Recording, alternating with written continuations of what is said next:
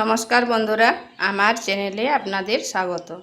তো প্রতিদিনের মতো আজকেও একটা নতুন ধরনের ভিডিও নিয়ে এসেছি। আজ বানাবো সম্পূর্ণ নিরামিষ আলু বেগুনের ভুনা। এটা গরম গরম ভাতের সাথে খেতে দুর্দান্ত লাগে। তো চলুন দেখে নেওয়া যাক আমি কিভাবে এই রেসিপিটা রান্না করি। এখানে নিয়েছি আলু আর বেগুন।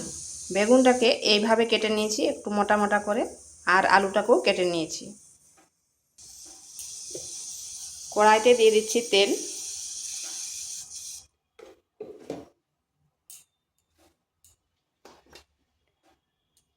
দিচ্ছি কেটে রাখা আলুগুলো।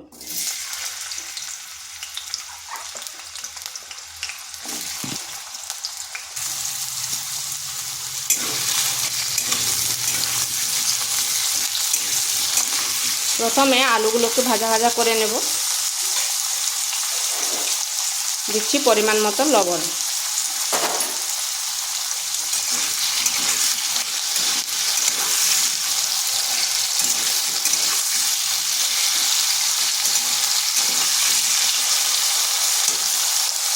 ঢাকা দিয়ে 1 থেকে 1.5 মিনিট রেখে দিচ্ছি।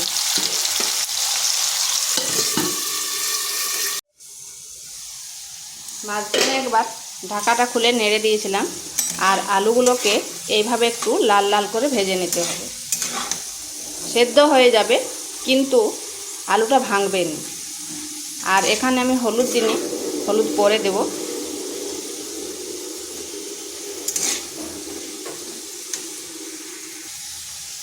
আলুটা হয়ে গেছে, তুলে নিচ্ছি।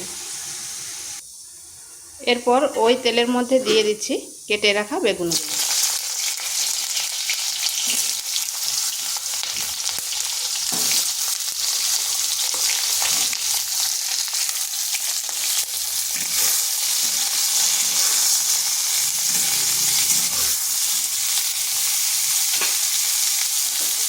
দিচ্ছি পরিমাণ মতো লবণ আর হলুদ গুঁড়ো।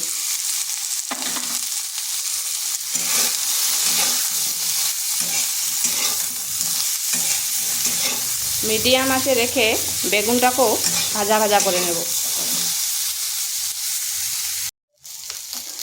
বেগুনটাকেও এরকম একটু লাল লাল করে ভেজে নিয়েছি। এরপর এটাকেও তুলে নেব। কড়াইতে আবার 1 চামচ তেল দিচ্ছি। দিয়ে দিচ্ছি তেজপাতা, এলাচ আর কয়েক টুকরো দারচিনি।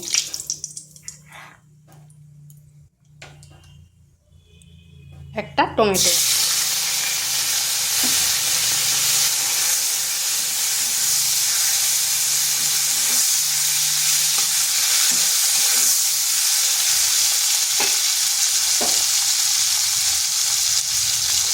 দিয়ে দিচ্ছি সামান্য লবণ, তাতে টমেটোটা তাড়াতাড়ি গলে যাবে।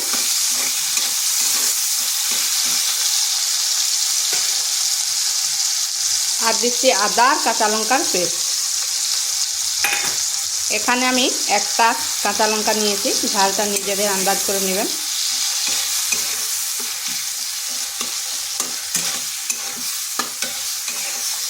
এটাকে একটু কষে নিচ্ছি যাতে আদার কাঁচা যে গন্ধটা সেটা চলে যায়।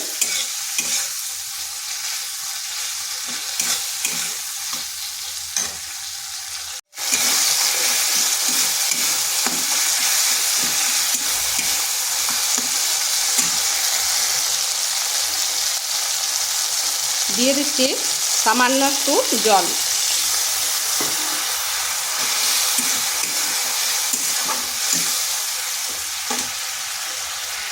এরপর দেব মশলাগুলো।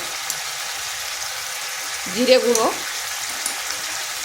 ধনে গুঁড়ো,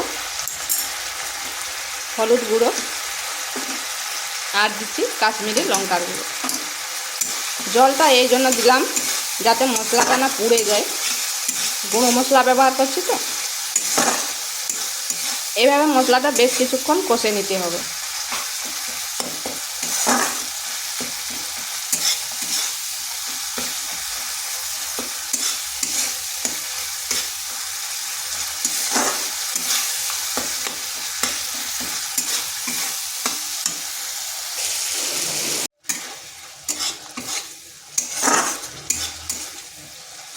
বেশ কিছুক্ষণ সময় ধরে মশলাটাকে কষে নিয়েছি। এরপর দিয়ে দিচ্ছি আলুগুলো।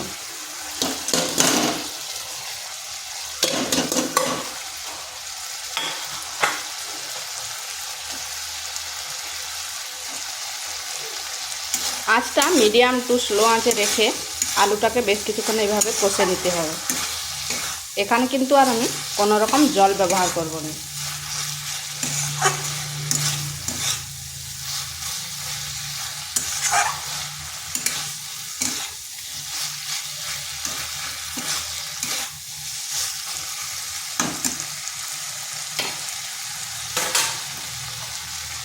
দিয়ে দিচ্ছি বেগুন।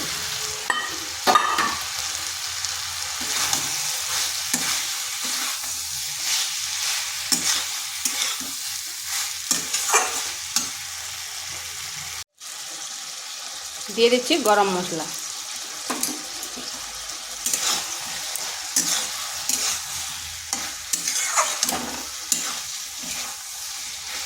আঁচটা স্লো করে এটাকে ঢাকা দিয়ে 2 মিনিট রেখে দিচ্ছি।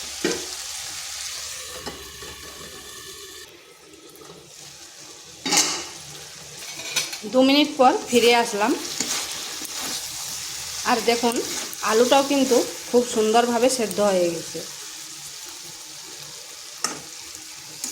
যারা আলু বেগুন তরকারি খেতে চায়নি তারা একবার এইরকম আলু বেগুনের ভুনা করে দিবেন, তারাও কিন্তু চেটেপুটে খেয়ে নেবে, আর খেতেও দুর্দান্ত হয়। তো এটা হয়ে গেছে, এরপর নামিয়ে নেব। আর ভিডিওটা ভালো লাগলে লাইক, শেয়ার, কমেন্ট অবশ্যই করবেন। আর নিত্য নতুন রেসিপি পাওয়ার জন্য চ্যানেলটিকে সাবস্ক্রাইব করবেন। এটা নামিয়ে নিচ্ছি।